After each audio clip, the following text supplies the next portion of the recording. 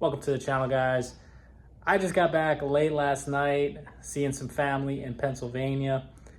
It was a nice 14-hour drive. Everything went smooth, not a hiccup. We took the Toyota 4Runner. That thing runs so good, reliable. Get yourself a Toyota. But I just want to do a little update video, show you guys what I got going on. It's a new year, it's a new gear, and first off, I got a T5 that I'm putting together.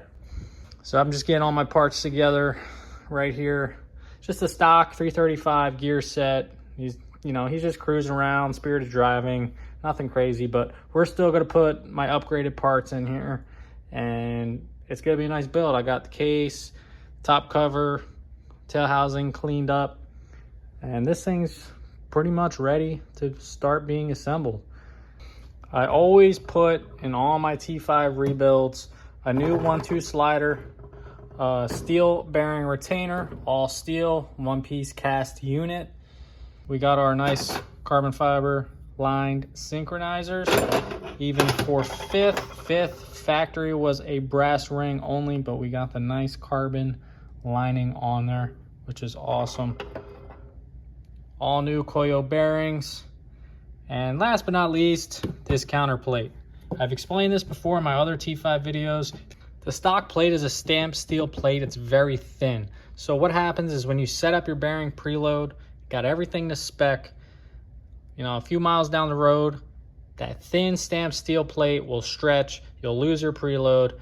This thing will have more end play than it should have, and it's basically a ticking time bomb. So when you upgrade to this plate, you will not have that issue.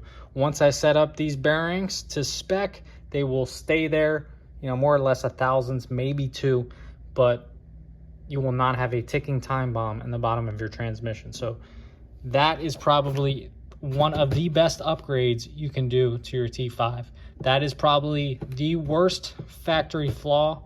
Upgrade this plate. They're pretty cheap, and it's definitely worth your while. We have our springs and key assemblies and our small parts kits with our thrust washers, our snap rings, our shims, our spacers, all that good stuff. Nice new seal. And I have a front seal somewhere in here. I gotta find that, but that's pretty much it, guys. So I'm excited to get this thing together, and it's gonna be a cool build.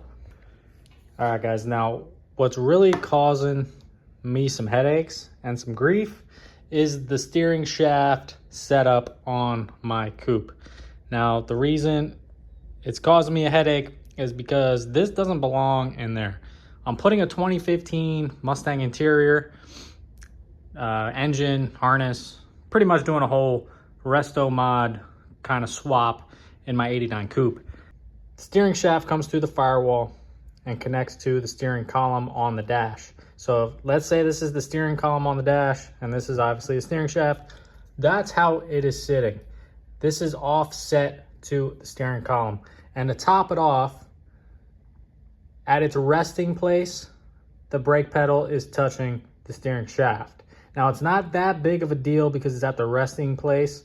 So pretty much when I hit the brakes, it'll be out of the way. But it's close enough where I don't feel comfortable with it. So after spending lots of time thinking, how can I get this in here without cutting up as much as I can?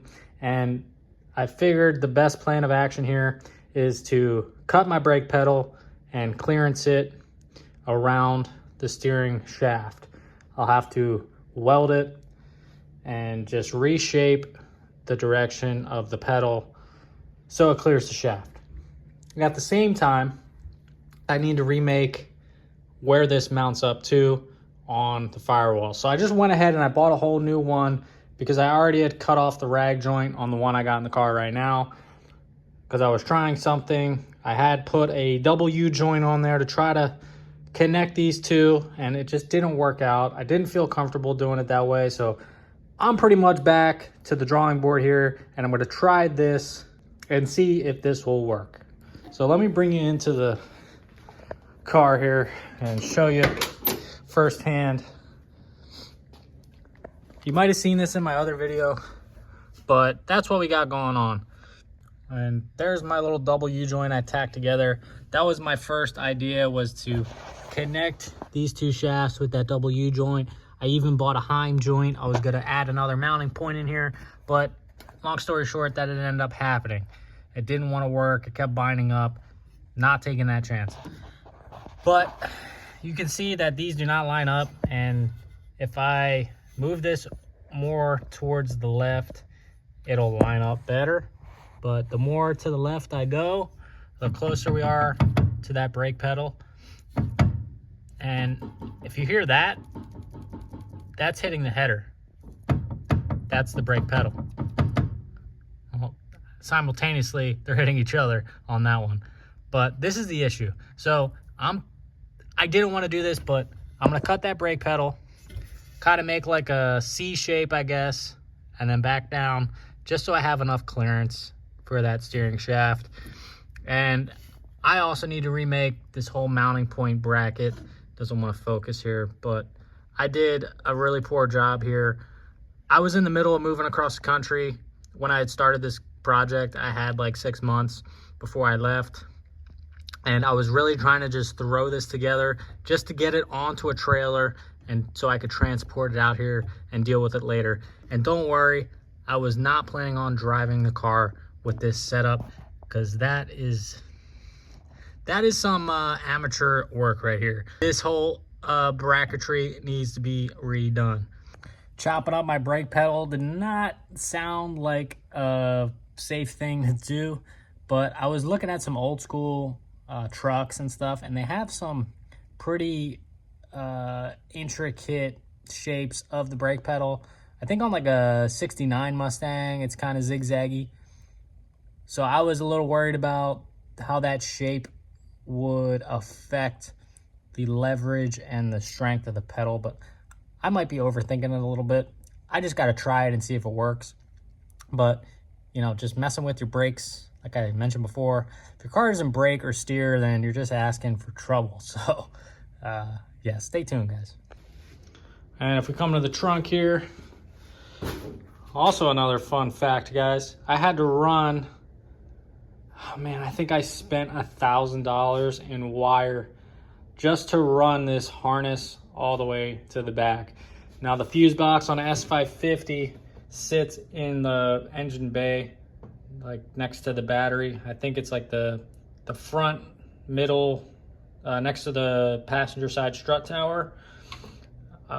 So I had to move that thing all the way back here. There was just no other room for it. I didn't want to put it in the car. I didn't want to be bending under the dash to access my fuses. So I had come to the decision to move it to the trunk. So I got to go back and just, you know, make sure my harness is all nice and tidied and tucked away, and mount this thing back here. So that's another part of the project. I was also in the middle of getting my door panels on, but my door release handle was coming in contact with the dash. I already done the driver's side, that side's already done, but I have to move this handle back a little bit. And for me to do that, I have to get my dash back in. I had re-hung and remade the brackets for my dash already. So once that's back in, I can set that handle in place. I can wire up my door lock actuator. I can wire up my power mirror switch, and I can get this door panel on and finish all that. Yes, these are manual windows. It would have been cool to have power windows, especially with this swap, but I think it's cool that you got all this new tech, new interior, got the Coyote. But when you go to roll down your window, it'll remind you that you're in an 89 coupe and not a new Mustang. And I got my sway bar back there still wrapped in plastic from it getting powder coated back in California. And I gotta finish my rear seat stuff. Not too worried about that. That's something I can do later down the road. Probably gonna do a rear seat delete. And yeah, it's just a passenger area. Not too exciting. Well, I don't want to get too carried away. I just wanted to give you guys a little update and show you what I'm working on, what I got going on this week. I'm really excited for this car. It's been a long time coming, and I'm just really eager to get over this obstacle and keep this thing moving forward and get it out on the road. But I'll be honest, project cars are great, but I've been catching myself working on these cars more than I'm actually driving them. So if you guys got a project car, go get it done and go drive it. You know, life gets in the way, I get it. They sit around for a while, but make a list, get that stuff done. I'm gonna get to it. We'll see you guys on the next one.